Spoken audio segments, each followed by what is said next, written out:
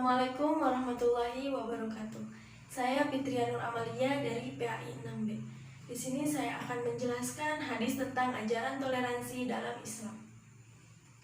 Nabi Muhammad SAW bersabda, An Abi Abbasin qala Rasulullah SAW ayul adyani ahabu illallahi qala hanifiyatus samhah.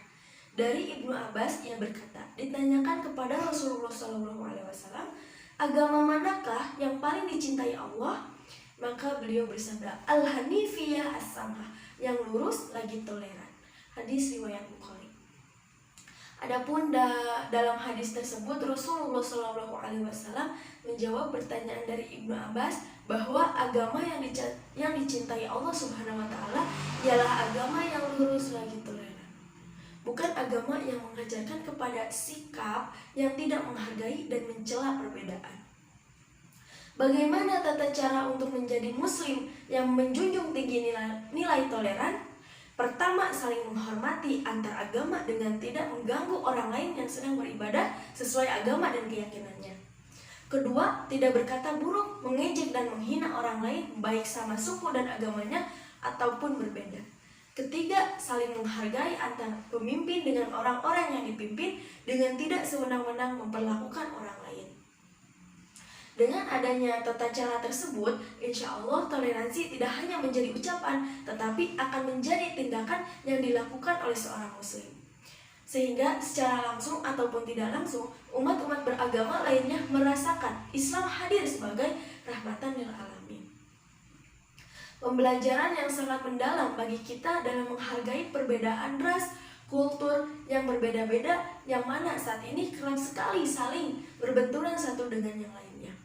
Hal ini dikarenakan saling mengedepankan identitas masing-masing.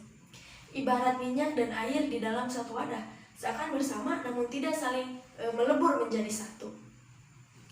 Toleransi bukan kewajiban satu kelompok, akan tetapi semua orang. Toleransi bukan kewajiban satu agama, tetapi semua umat beragama. Ini menjadi suatu tantangan bagi kaum milenial saat ini. Sebagai kaum milenial saat ini berada dalam fase aktif, kreatif, dan kritis sosial. Perkembangan sosial sudah sepantasnya pemuda menjadi inovator dan promoter bangsa ini. Pemuda seharusnya mampu menjadi tumpuk perubahan sosial dan pemuda seharusnya menjadi penetasi konflik di antara keberagamaan konflik yang terjadi antara umat beragama di negara kita ini.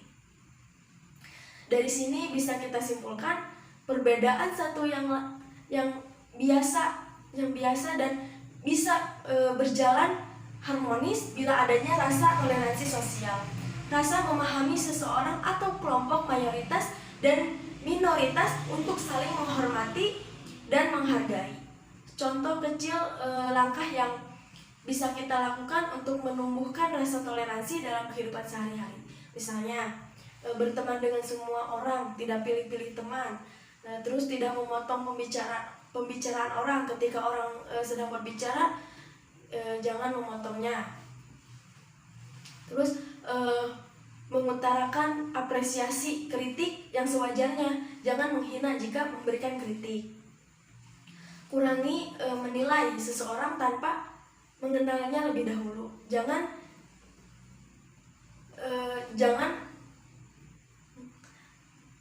ngejudge orang itu tanpa kita tahu sebenarnya gimana orang itu. Menghargai semua suku, ras, dan agama yang ada. Kita harus menghargai sesama manusia. Apalagi kita makhluk sosial yang membutuhkan orang lain. Kaum muda Indonesia sebagai orang yang memiliki peran penting dalam membawa negeri ini di masa depan, marilah kita membangun interaksi yang baik dan intensif.